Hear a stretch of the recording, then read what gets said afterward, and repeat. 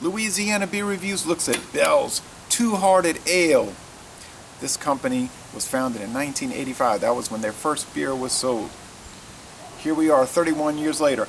People have often asked me, why don't you review Bell's beers? I tell them I can't find it.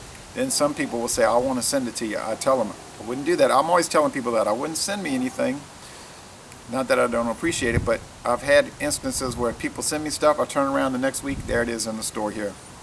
And I think one person even said, "Yo, you're never going to see Bell's in Louisiana."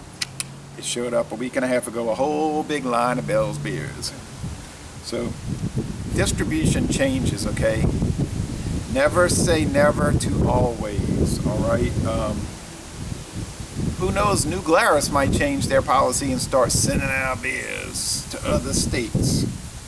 7% alcohol, IBU not listed.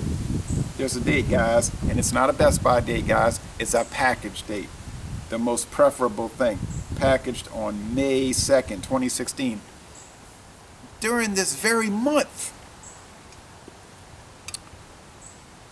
Only 20 days ago. Hey, that's fresh. So, and Mathern's has these for what? $1.99 a bottle. Some of them are even cheaper. Maybe it was $1.79. I don't know. We're getting a whole bunch of Bell's beers, and the manager told me, "Oh, it was popular. It sold out in the first week, and then more was coming in." Okay, so here's my first ever Bell's beer. Okay.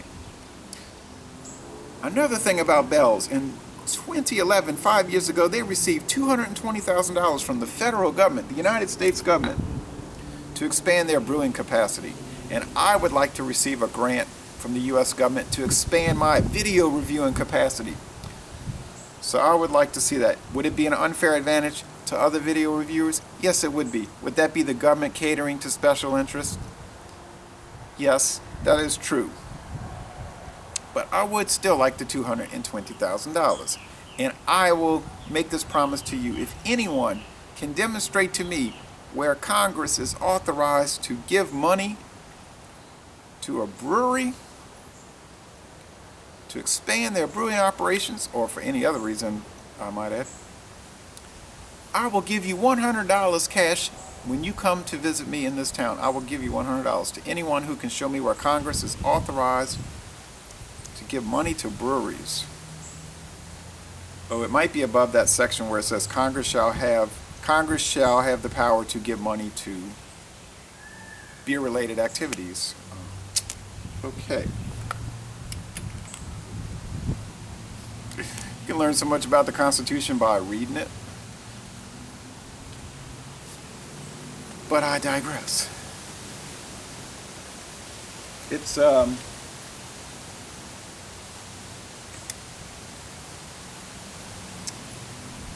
it's sunny and windy out here. You can hear the wind.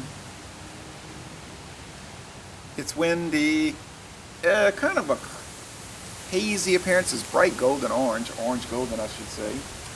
Not the thickest head. Smells juicy, fruity, and that's from the hop oils. Maybe a little mango, a little apricot along those lines. Some white bread. Now, oftentimes I will go off on an IPA, talking about it smells like canned pineapple, it smells like all that insipid stuff, and people say, you just don't like IPAs, you just don't like them. Untrue. I've always said I like good IPAs, and other IPAs I've said they were upper level mediocrity. I'm not putting that beer down. I'm saying that they were not remarkable in any way, except that they were extremely good. I scored these beers an A. I just say they're bunched up at the top with a bunch of other India Pale Ales. Nothing wrong with that.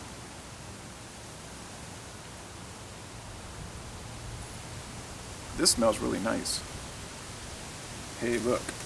I wrote some notes down here. They use Centennial hops. That's the only hop used in this. It gets a world-class score on Beer Advocate. That is the highest possible score you can get. Outstanding from the bros, the second highest, so A+ still. Rate beer saying 100 out of 100 and 100 out of 100 for the style, so a perfect beer. This is one of the highest rated beers on the planet. On the planet. Looks good. Doesn't look great, but it looks good. Who cares what it looks like though, really, if it smells good and tastes good.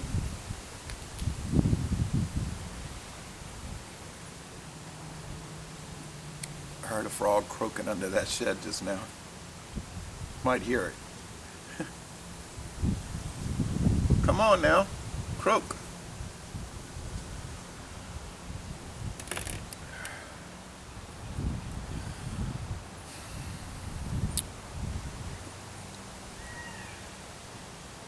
I'm thinking the IBUs must be between like 60 and 70.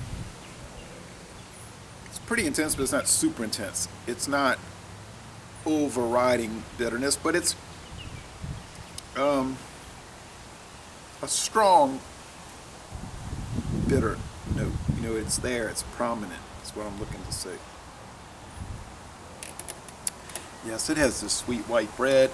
It's in the sugary realm like some of these IPAs I want to be. The mouth feels medium. I would say high medium. The finish is crisp. It's drying. It's easy drinking. Hey, 7% alcohol. You could.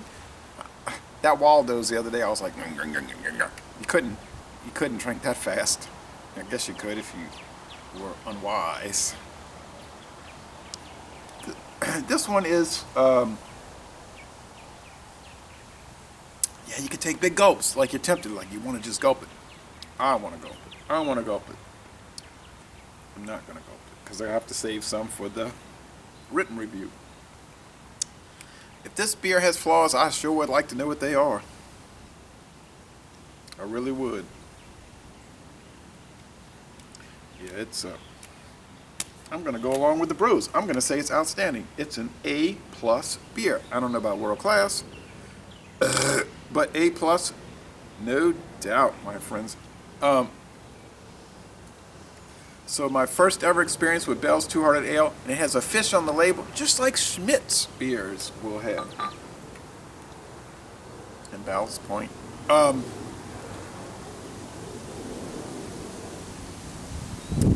a bunch of Busch beers, Busch cans that came out last week, I noticed a bunch of different fish cans. And that's aimed toward the collectors, people that love collecting all that stuff. And there's a plethora of it. Yeah, this is an A+. So A+, outstanding. Good job, Bells. I want that grant too from the federal government. I mean, I don't need $220,000. If I got a $200,000 grant from the U.S. government to do this Louisiana beer reviews, I would go along with it. I mean, you might say, well, that would be immoral. You're taking taxpayer money to grow your private interests. Well, if you want to nitpick,